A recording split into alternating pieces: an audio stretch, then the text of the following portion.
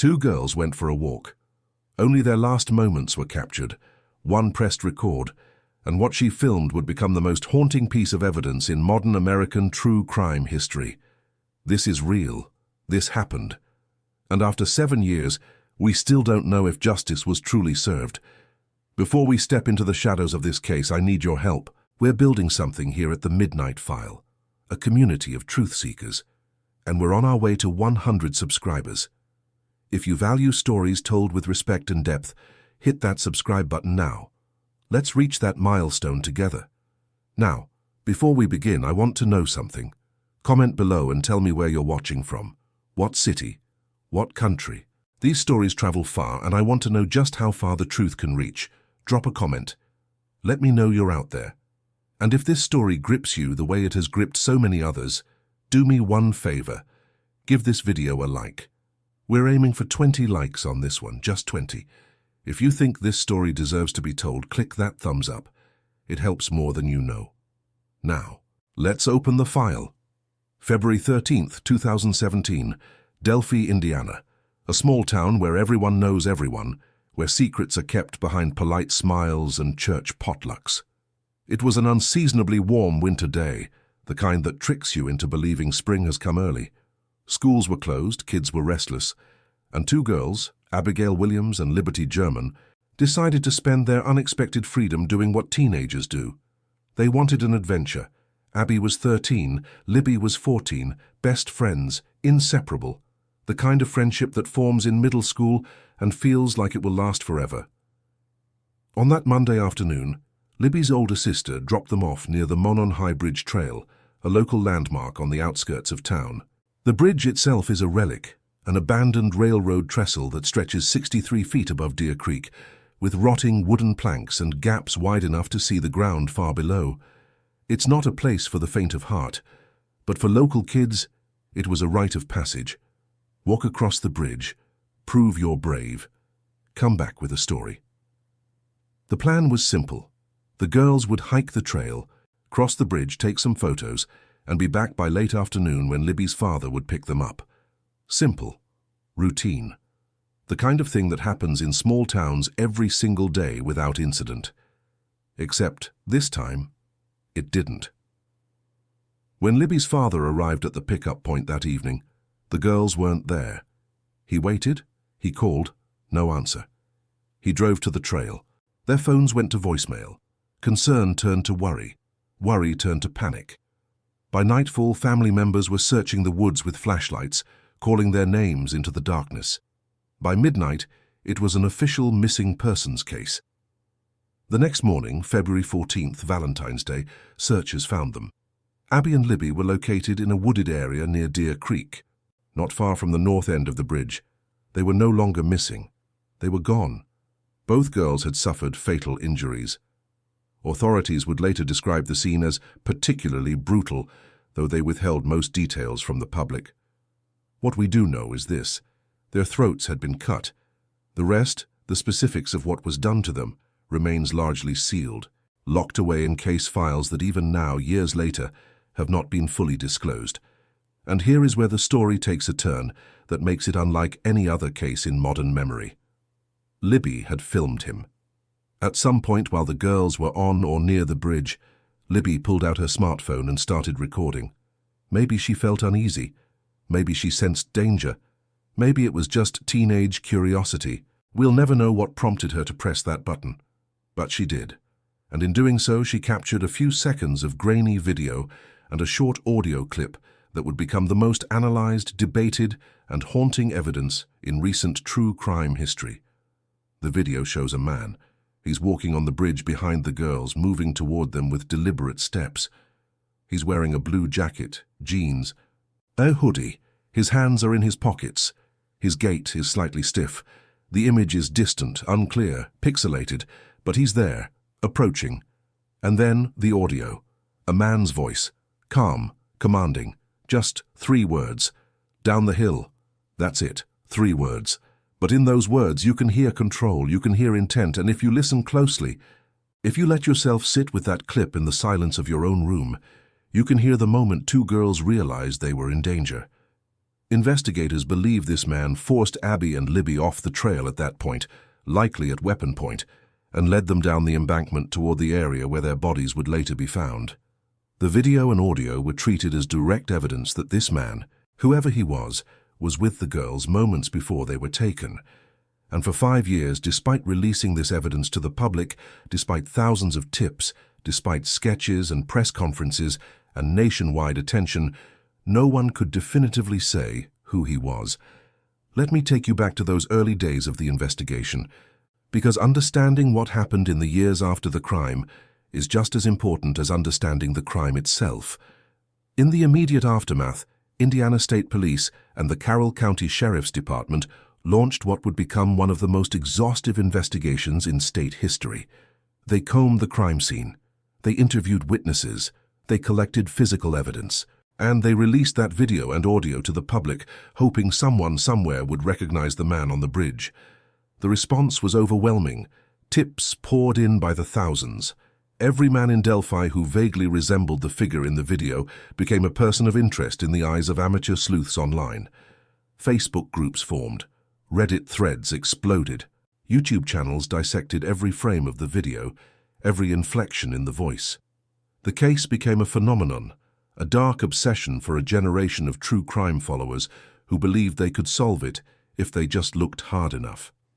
But the police remained silent. They held back details. They wouldn't say how the girls were taken. They wouldn't say what was done to them. They wouldn't explain the crime scene. And this silence, while tactically understandable, bred frustration and suspicion. Why weren't they sharing more? What were they hiding? Did they have a suspect they couldn't prove? Had they botched the investigation? In 2017, shortly after the crime, police released a composite sketch of a suspect. He looked older, perhaps in his 40s or 50s, with a prominent nose and a weathered face. This sketch became the face of the investigation for 2 years. Then, in April 2019, in a press conference that stunned observers, police released a completely different sketch. This man looked younger, perhaps in his 20s or 30s, with softer features and a different build. They said this new sketch was now considered the primary suspect depiction, and that the old sketch should be considered secondary. Wait. What? How do you investigate a case for 2 years with one face, then suddenly switch to another? The public was confused. Investigators offered little explanation. Some speculated they'd identified a new suspect. Others wondered if they'd been wrong all along. The press conference only deepened the mystery. The lead investigator at the time said something that stuck with people. He said the perpetrator might be in the room. He said he might be hiding in plain sight. He said, quote, "We likely have interviewed you or someone close to you." It was a direct message to the offender wherever he was. We know you're out there. We're coming. But they didn't come. Not for another 3 years. And in those 3 years, the case went cold in the public eye. Tips slowed. Media coverage waned. Delphi tried to move on, though the families of Abby and Libby never could. Every February 13th, vigils were held. Every year the anniversary brought renewed pleas for information. But no arrest came. The man in the video remained a ghost. Until October 2022. That's when Richard Allen was arrested and charged with 2 counts of felony, ending the lives of Abby Williams and Libby German. And the story of how he was finally identified is almost as troubling as the crime itself. Richard Allen was not some outsider. He wasn't a drifter passing through town. He was a Delphi resident, a pharmacy technician at the local CVS right on Main Street, a few blocks from the courthouse. He'd lived in the area for years. He had a wife. He was quiet, unremarkable, the kind of person you'd see at the grocery store and not think twice about. And here's the thing that will make your skin crawl. He'd been on the police radar since 2017. Just days after the crime, a man called in a tip to a conservation officer. He said he'd been on the trail that afternoon. He said he'd been on the bridge. He gave his name, his address, his vehicle description. He was cooperative. And then, somehow, in the chaos of thousands of tips flooding in, his information was misfiled. His name was recorded incorrectly in the tip management system. For 5 years, that tip sat in a database overlooked, gathering digital dust, while the investigation moved forward without it. In 2022, a retired Indiana State Police officer who'd volunteered to help organize the massive backlog of tips was going through old reports. She found the tip sheet from 2017.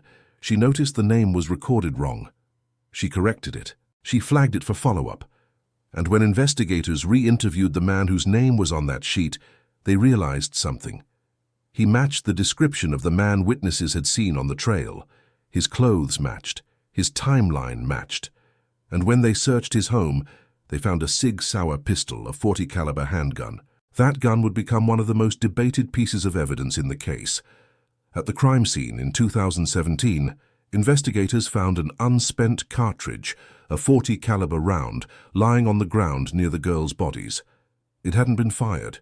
It was just a shell casing, the kind that gets ejected or cycled through a gun's chamber. During the investigation into Richard Allen, a firearms examiner analyzed that cartridge and compared it to Allen's Sig Sauer. The examiner concluded that the unique markings on the cartridge were consistent with having been cycled through Allen's gun, not fired from it. Cycled, meaning at some point a round had been loaded into the chamber and then extracted, leaving microscopic tool marks that could be matched. The defense would later challenge this analysis, calling it junk science, arguing that you can't reliably match an unfired cartridge to a specific gun. But the prosecution built much of their case around it. They said this cartridge physically placed Allen at the scene. They said it was the smoking gun, so to speak, even though no gun was ever fired. Richard Allen was arrested in October 2022. He was charged, and for the first time in more than 5 years, it seemed like the case might finally be solved. But that's when things got even stranger. Let me ask you something. If you're still with me, if this story is pulling you in the way it's pulled in so many others, hit that subscribe button. Because what comes next? The courtroom battle, the sealed evidence, the theories that never made it to trial. It's a labyrinth. And I want you here for every turn. Subscribe. Let's walk through this together. Richard Allen's trial didn't happen quickly. It took 2 years from his arrest to the moment a jury heard the evidence. And in those 2 years, the case became a procedural nightmare. Defense attorneys were removed from the case, then reinstated by an appellate court. Documents were leaked, motions were filed and sealed. The judge imposed a sweeping gag order that prevented anyone involved from speaking publicly. And in the midst of all this, the defense team filed a memorandum that would explode across true crime communities like a bomb. It was 136 pages long, and it alleged something that sounded too bizarre to be real.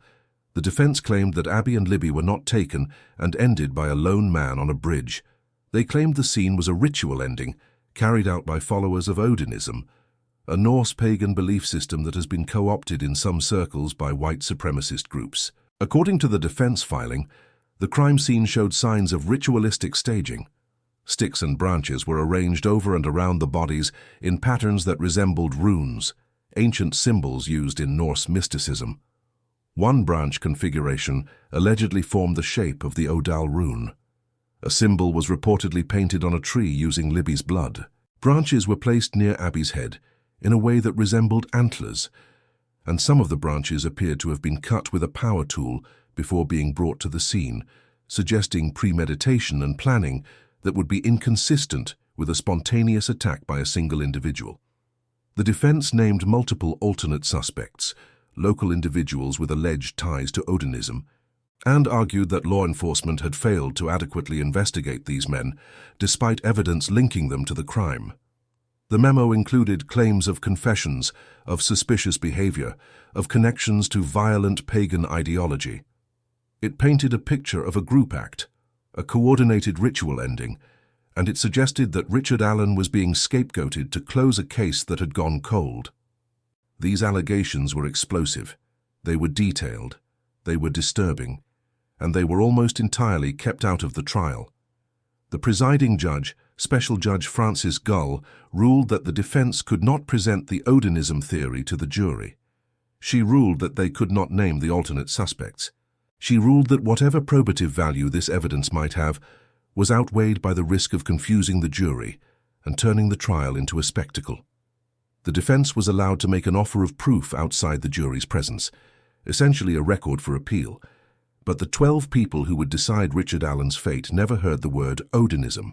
They never heard the names of the other men. They never saw the crime scene photos that the defense claimed showed ritual staging. And here's where the controversy deepens. Because the crime scene photos, the autopsy reports, many of the investigative files, they remain sealed. They were sealed during the investigation. They were sealed during the trial. They're sealed now. The public has never seen them. Independent experts have never analyzed them. We only know what the defense claimed in their leaked memo and what the prosecution said in response, which was essentially that the staging was incidental, that sticks and branches in a wooded area don't prove ritual intent, and that the defense was grasping at conspiracy theories to create reasonable doubt. So who's right? We don't know. We can't know, because the evidence that would answer that question is locked away. If you find yourself frustrated by that, if the idea of a conviction built on evidence the public can't evaluate bothers you, share this video. Send it to someone who cares about transparency, about justice, about the truth, because this case is bigger than Delphi. It's about what we're allowed to know and what we're not. Share it. Let's get people talking. Richard Allen's trial finally began in October 2024. The jury was brought in from Allen County and sequestered for the duration, a logistical necessity given the media attention and the small-town setting. For weeks they heard testimony, and the prosecution's case rested on several pillars. First, the video and audio. They argued that Richard Allen was the man Libby filmed on the bridge. Witnesses who'd been on the trail that day testified they'd seen a man matching his description. One woman said she passed a man on the trail who was muddy and bloody, walking away from the bridge area in the hours after the girls went missing. She described his clothing. It matched what Allen later admitted he'd been wearing that day. Second, the ballistics evidence, the unspent cartridge. The firearms examiner testified that, in her opinion, it had been cycled through Allen's Sig Sauer. The defense brought their own expert who disputed this, who said the science wasn't reliable, but the prosecution hammered the point. That cartridge was at the scene. It came from his gun. He was there. Third, and perhaps most damning in the eyes of the jury, were Allen's alleged confessions. While awaiting trial, Richard Allen was held in isolation at the Wabash Valley Correctional Facility, not a typical county jail. He was under constant surveillance. He was separated from the general population, and during this time, according to the prosecution, he confessed multiple times to his wife, to his mother, to a prison psychologist, to guards, in phone calls, in letters, in recorded statements. The prosecution played these recordings in court. In one, Allen reportedly told his wife, "I did it. I ended them." In another, he provided details about the crime that, according to investigators, only the perpetrator would know. He described how he forced them off the trail. He described using a weapon. He described the sequence of events in a way that aligned with the state's theory. The defense argued these confessions were worthless. They called a forensic psychiatrist, who testified that prolonged solitary confinement, especially under the conditions Allen was held in, can induce severe psychological distress, delirium, psychosis, false confessions. The psychiatrist said that when someone is isolated for months, watched constantly, deprived of normal human contact, their grip on reality can fracture. They might say anything to make it stop. They might confess to things they didn't do just to regain some sense of control or connection. Allen's defense painted a picture of a man who was mentally breaking under the weight of his incarceration, who was making statements not because they were true, but because he was losing his mind. They pointed out that Allen had also made bizarre, nonsensical statements during this period, including claims that were clearly false, which they said proved his confessions were the product of mental collapse, not guilt. But the jury didn't buy it. Or perhaps they did buy it, but they believed the totality of the evidence, the ballistics, the eyewitness descriptions, the timeline, the confessions all pointed in one direction. Guilty. On November 11th, 2024, after deliberating for several days, the jury returned a verdict. Guilty, on all counts. Richard Allen was convicted of 2 counts of taking the lives of Abigail Williams and Liberty German, and 2 additional counts related to the circumstances of their deaths. The courtroom was silent.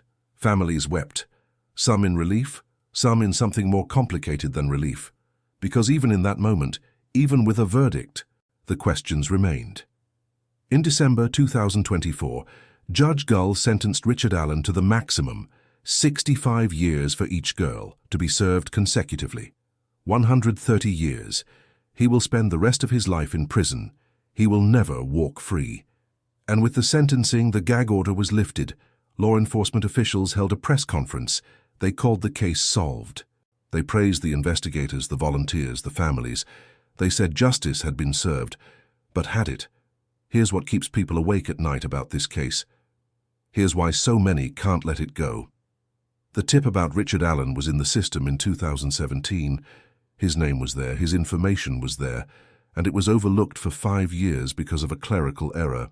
If that retired officer hadn't volunteered to organize old tips, if she hadn't caught the mistake, would Richard Allen ever have been arrested? How many other tips were misfiled? How many other leads were missed? The alternate suspect theory, the Odinism angle, was never heard by the jury. We don't know if it has merit because the evidence is sealed. We don't know if those other men were adequately investigated. We don't know if the crime scene truly showed signs of ritual staging, or if that was a desperate defense tactic. We only know that a judge decided it wasn't relevant, and a jury never got to weigh it. The ballistics evidence is controversial. Experts disagree on whether you can reliably match an unfired cartridge to a specific gun. The defense called it junk science. The prosecution called it definitive. Who's right? Different experts will give you different answers. The confessions came from a man held in isolation under constant surveillance for months. Were they real admissions of guilt? Or were they the words of a man whose mind had fractured under unbearable conditions? We heard the recordings, but we weren't in that cell. We don't know what he was experiencing. And then there's Libby's video, that haunting, grainy clip of a man on a bridge. The prosecution said it was Richard Allen, but no one who saw the man on the trail that day could definitively identify Allen as that man in court. The video is too unclear. The face is too obscured. It's a figure, a silhouette. And while it might be him, while the clothing and the build are consistent, it's not the kind of visual evidence that removes all doubt. If this case troubles you, if the idea that justice might be incomplete or that the wrong man might be in prison keeps you thinking, leave a comment. Tell me what you think. Do you believe Richard Allen is guilty? Do you believe there's more to the story? I read every comment, and I want to hear from you. Drop your thoughts below. Let's talk about it. So where does that leave us? Richard Allen is in prison. The legal system has spoken. A jury of his peers heard the evidence and found him guilty beyond a reasonable doubt. But beyond a reasonable doubt is a legal standard, not a guarantee of absolute truth. And in this case, the doubt lingers. Allen's defense team has already filed appeals. They're arguing that the exclusion of the alternate suspect evidence was a violation of his right to present a complete defense. They're arguing that the ballistics evidence was improperly admitted. They're arguing that the conditions of his pretrial detention were so severe that his confessions should never have been allowed in court. These appeals will take years. And it's possible, though not likely, that a higher court could overturn the conviction or order a new trial. But even if the conviction stands, even if Richard Allen spends the rest of his life in prison, the questions remain. Because this case was never just about one man. It was about a system that missed a tip for 5 years. It was about evidence that remained sealed from public view. It was about a trial where a controversial theory was kept from the jury. It was about 2 girls who went for a walk and never came home, Abby and Libby. Let's not forget them in all of this. Because it's easy when a case becomes this complex, this debated, this dissected, to lose sight of the human beings at the center of it. Abby Williams was 13. She loved art. She loved her family. She had a smile that could light up a room. Libby German was 14. She was brave. She was loyal. She had a quick wit and a big heart. They were just kids. They were just living their lives.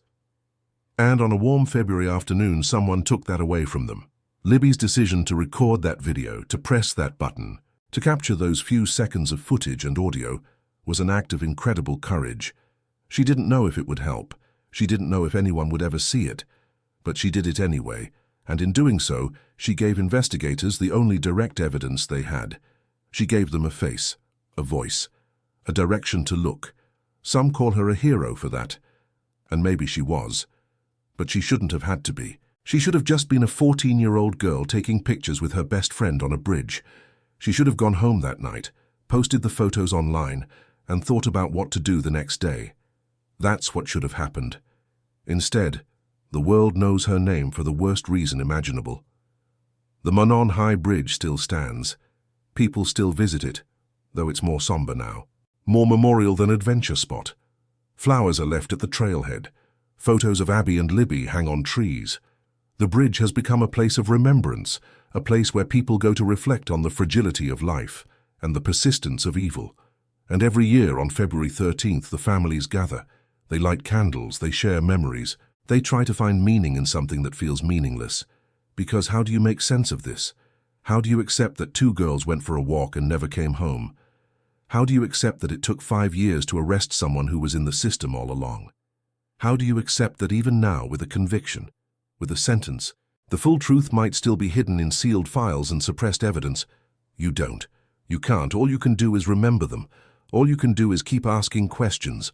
All you can do is refuse to let their story fade into the background noise of true crime entertainment, because this isn't entertainment.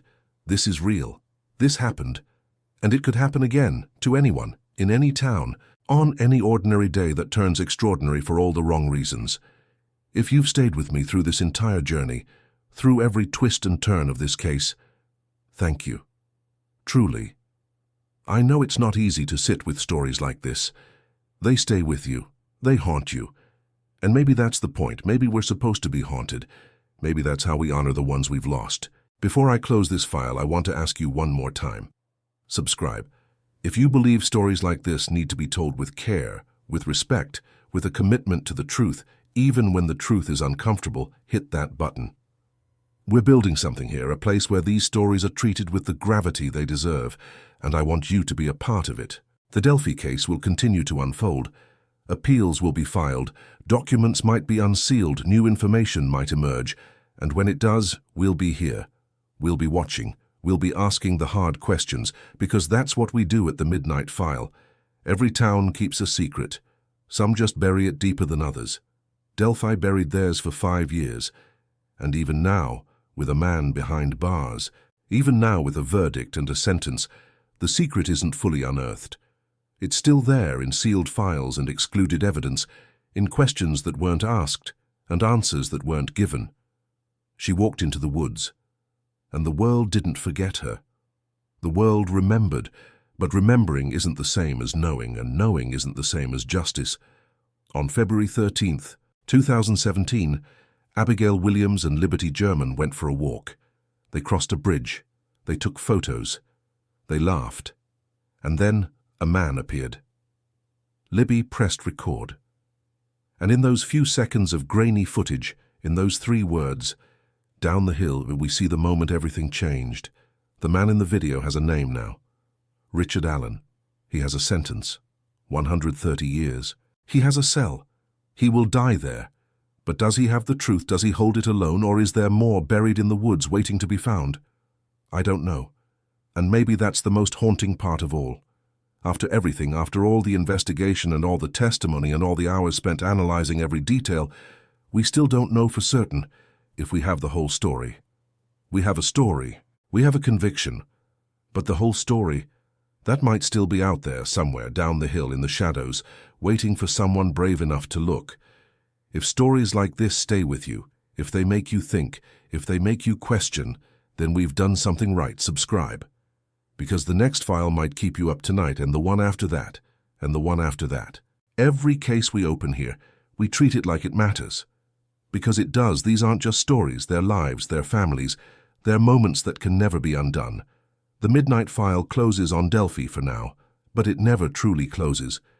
Cases like this don't end with a verdict. They linger. They haunt. They demand attention. So I'll leave you with this. Somewhere in Indiana, 2 families wake up every morning without their daughters. Somewhere in Indiana, a man sits in a cell, convicted of taking them, and somewhere maybe the full truth waits to be told. She left her home for a short walk, and she was never seen again. But she was heard. She was remembered. And because of what she captured in those final moments, because of her courage, we have something. It might not be justice, but it's something, and sometimes in cases like these, something is all we get. Until the next file, until the next mystery, until the next story that refuses to let go, stay curious, stay questioning, and remember, the truth is rarely what it seems. This is Julian Cross, and this has been The Midnight File.